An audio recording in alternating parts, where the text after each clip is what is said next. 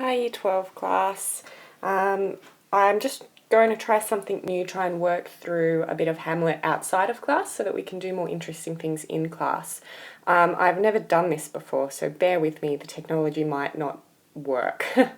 So we're looking at Act 3, Scene 2 of Hamlet. This is the scene where the meta-theatrical device takes place, so the play that Hamlet has been talking about for the last couple of scenes is finally going to take place.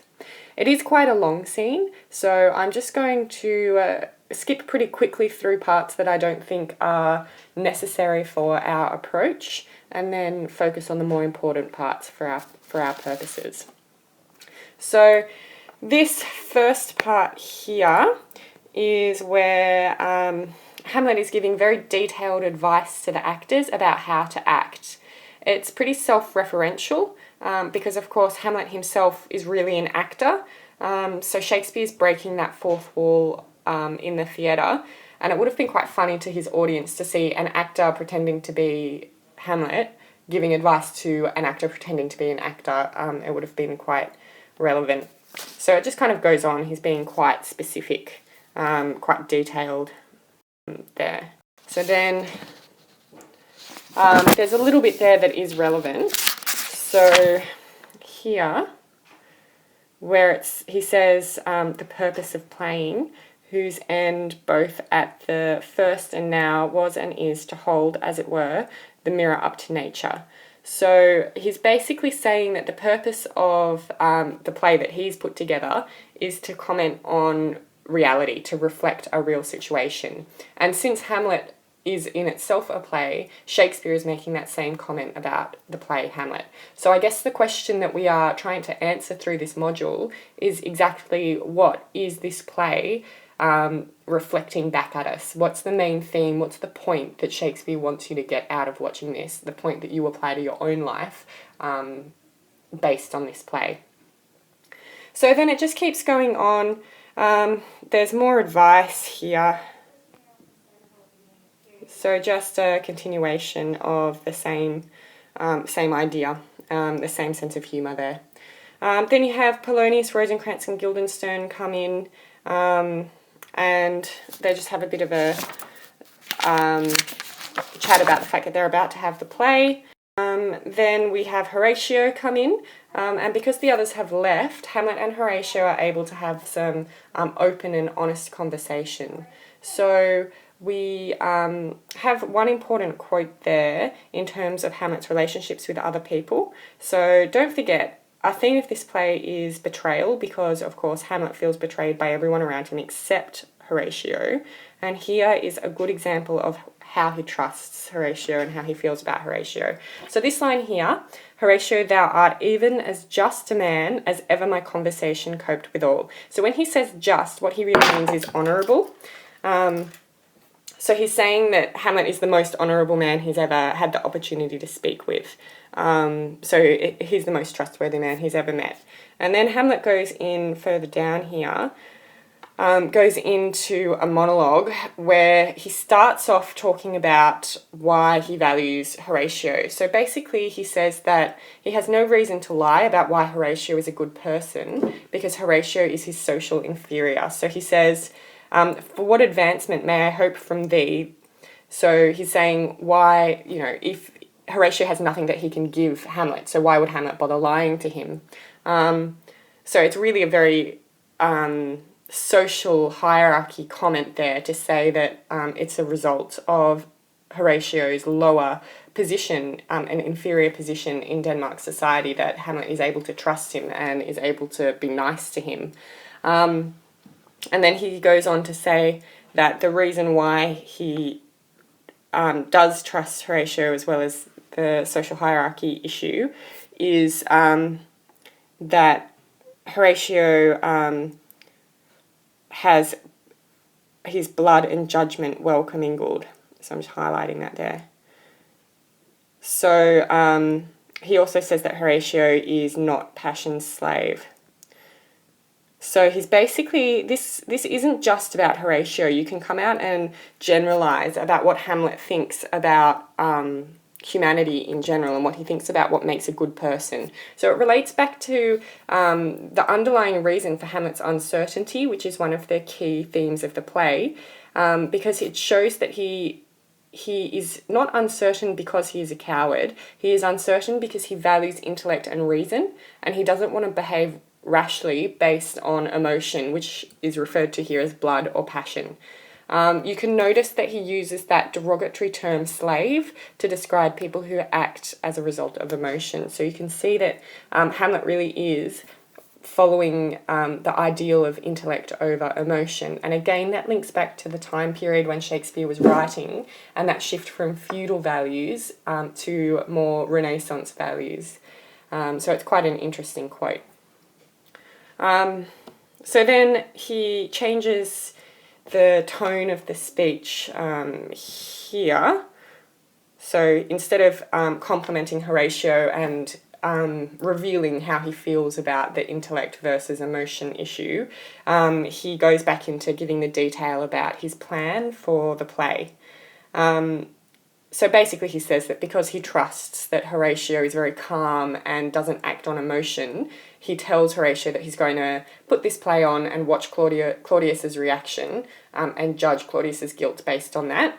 And he asks Horatio to help him do this. So we will both our judgments join in censure of his seeming.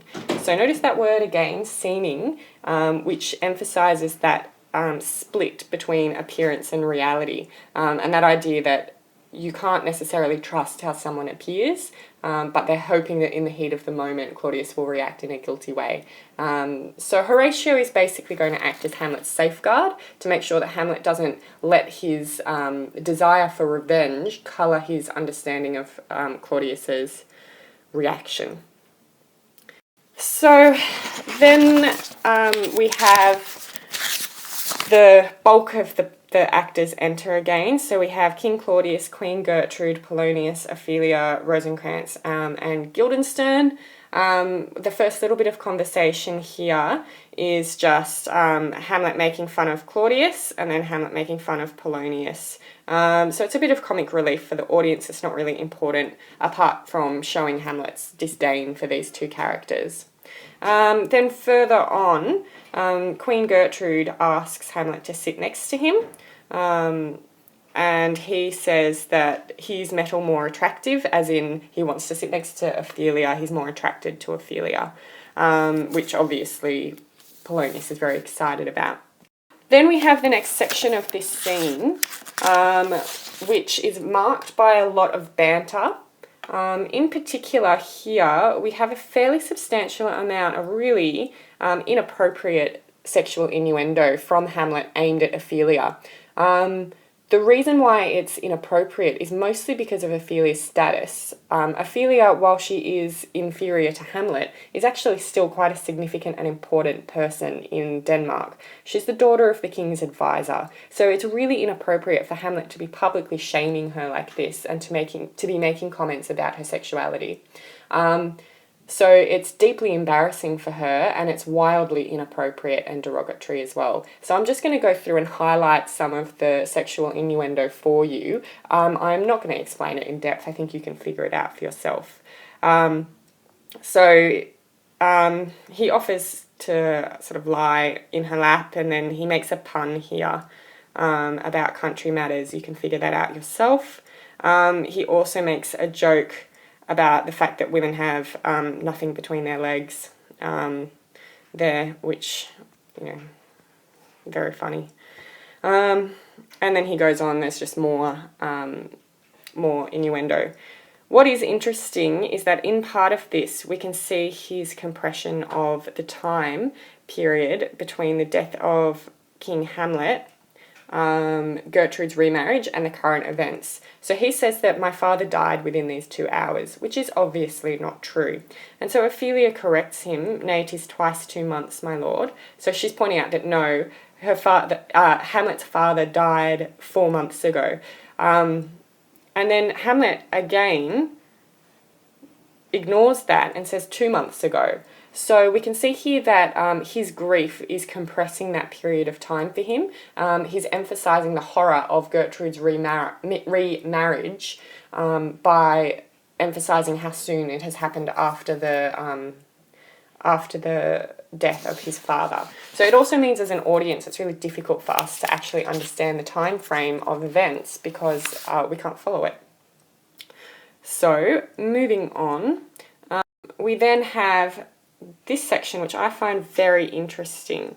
So this section is a block of stage directions. So what that indicates is that there's a pantomime going on stage. So a pantomime is kind of like a acting without much conversation. It's a bit overacted.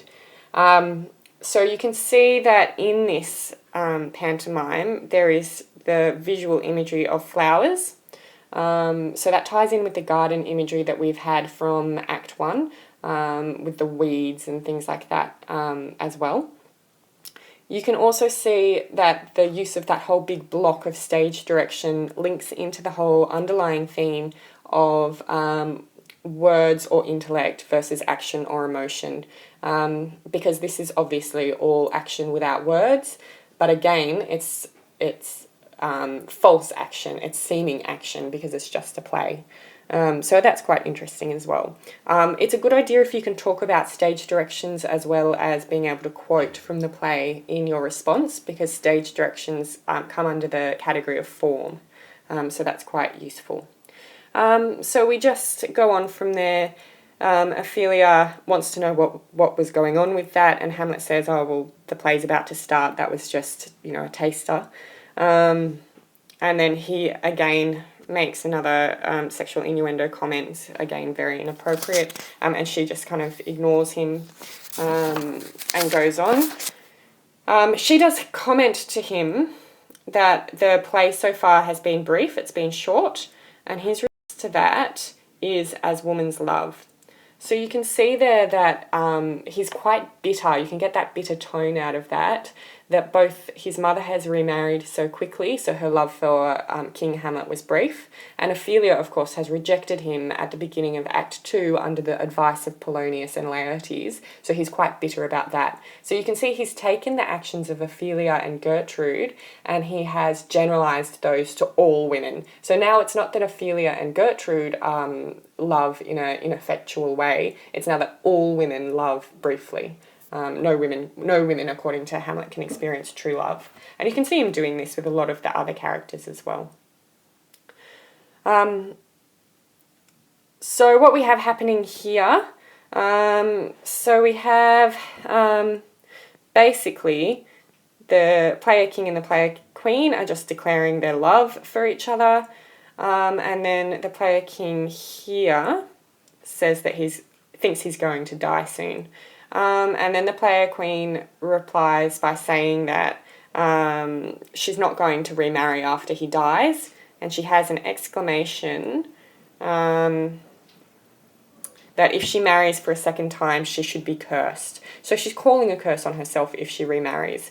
Of course, this character, the player queen, is designed to be a direct parallel to Gertrude. Hamlet himself has fashioned this character in these speeches, so it is a direct parallel to Gertrude. You can see that the exclamation there, in second husband, let me be accursed, is quite clearly mirroring her relationship with Claudius, the fact that her second husband is possibly manipulating her. We have Hamlet responding with bitterness. So when he says wormwood, wormwood, wormwood was a very bitter spirit. So it's just, it's touching him. He's seeing the parallels here and it's making him bitter. So then we have one more quote that I want to draw your attention to here. So the player queen says, a second time I kill my husband dead, when second husband kisses me in bed. So it's just saying, the soul of my first husband is pained by my infidelity when I move on after he dies. So again, that obviously applies quite strongly to Gertrude. Then we go back to the player king. He talks fairly generally for a little while about human nature and the fact that human promises are untrustworthy. So he uses